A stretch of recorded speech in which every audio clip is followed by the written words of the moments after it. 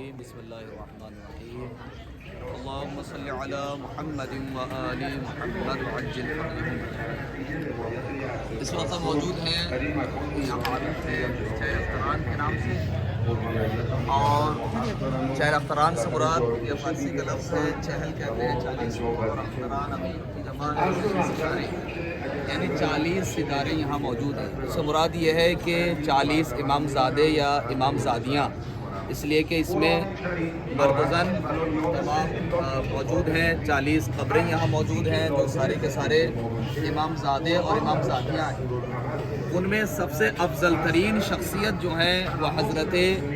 موسیٰ مبرقہ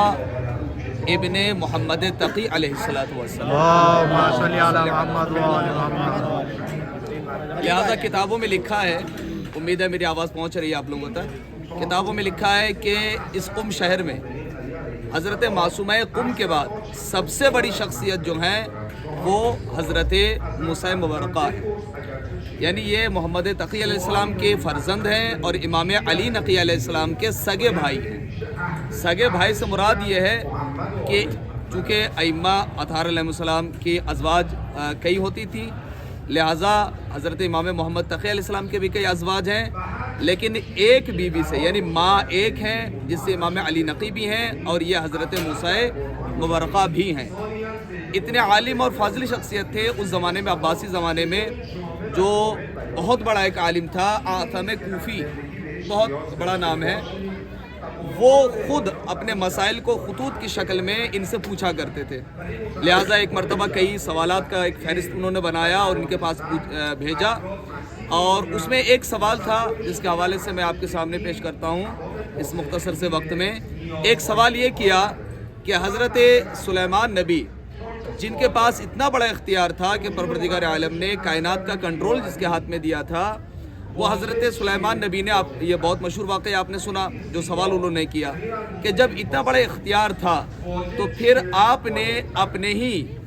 ساتھیوں سے یا اپنے وزیروں سے آپ نے کیوں پوچھا کہ کون ہے جو بلقیس کا تخت لے کے آ سکتا ہے؟ کیا یہ کام خود سلیمان نبی نہیں کر سکتے تھے جو پوری کائنات پہ ہولڈ رکھتے تھے؟ اللہ نے اختیار دیا تھا، کیا ان کے پاس یہ اختیار نہیں تھا؟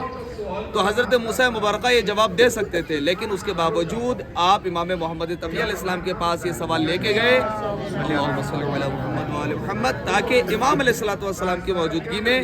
امام کے ذریعے سے ان کو جواب دیا جائے۔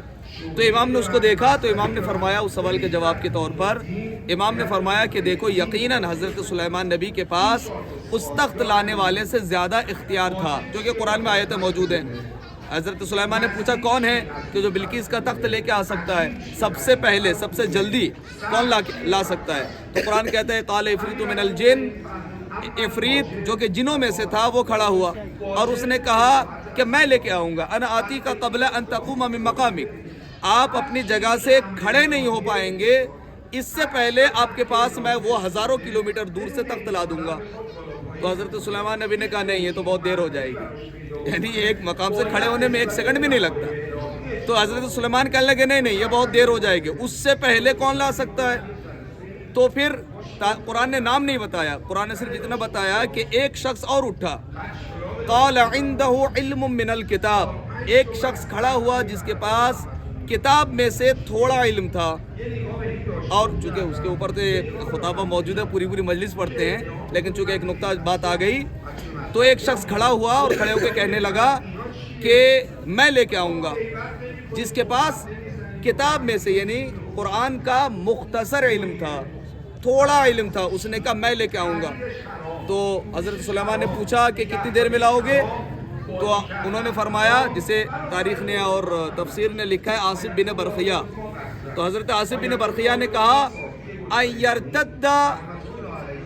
طرفک، اس سے پہلے کہ آپ اپنی پلکیں جھپکیں، پلک جھپکنے میں کتنا ٹائم لگتا ہے؟ 1 سیکنڈ کے بھی آپ سینکڑوں حصہ کر دیں، یعنی اس سے قبل کہ آپ اپنی پلک کو جھپکیں اس سے پہلے میں تخت بلقیس آپ کی خدمت میں حاضر کر دوں گا۔ تو حضرت سلیمان نے کہا یہ ٹھیک ہے، اتنا ہی مجھے چاہیے۔ تو کہا کہ جب جناب سلیمان کے پاس اتنا اختیار تھا تو آپ نے دوسروں سے یہ کام کیوں لیا؟ تو امام نے فرمایا کبھی کبھی ضرورت ہوتی ہے کہ اپنے سامنے جو افراد بافضیلت ہوا کرتے ہیں ان کی صلاحیتوں کو ظاہر کرنا، واضح کرنا. اسی سے ہم اخذ کر کے کہتے ہیں کہ حضرت علی ابن ابی طالب علیہ السلام کے بارے میں صلی اللہ علیہ محمد رسول خدا تمام تر اختیارات رکھنے کے باوجود، یعنی مولا علی سے شجاع ترین انسان رسول خدا ہیں، لیکن ہر میدان میں علی کو کیوں بھیجتے تھے؟ تاکہ بتایا جا سکے کہ دیکھو اگر علی اتنے بڑے شجاع ہیں تو میں کیسا شجاع ہوں گا، اگر علی اتنے بڑے عالم ہیں تو میں رسول کتنے بڑے عالم ہوں گا. لہٰذا اس مقام پہ بھی یہی منزل ہے کہ حضرت سلیمان نے، جو امام نے جواب دیا کہ حضرت سلیمان نے اسی لیے بھیجا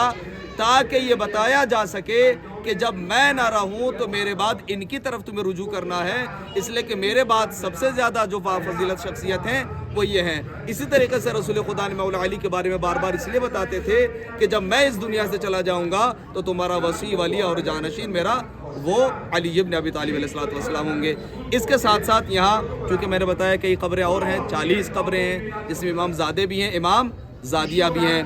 جو رضوی سادات ہیں، رضوی سادات کے یہ جد اعلیٰ بھی ہیں. اور سامنے یہ آپ دیکھیں، یہ لکھا ہے ایک بقعہ ہے کہ جو حضرت زید کے نام سے معروف ہے، زید بن علی. یہ زید بن علی کون ہے؟ یہ 90 امام، چوتھے امام کے 90 پشت پہ جا کے حضرت زید کا تعلق ہوتا ہے. لہٰذا یہ بھی بہت ایک جید شخصیت تھی. پہلے ان کی زیارت پڑھ لیتے ہیں اور ساتھ میں انشاءاللہ ان کی زیارت کریں گے.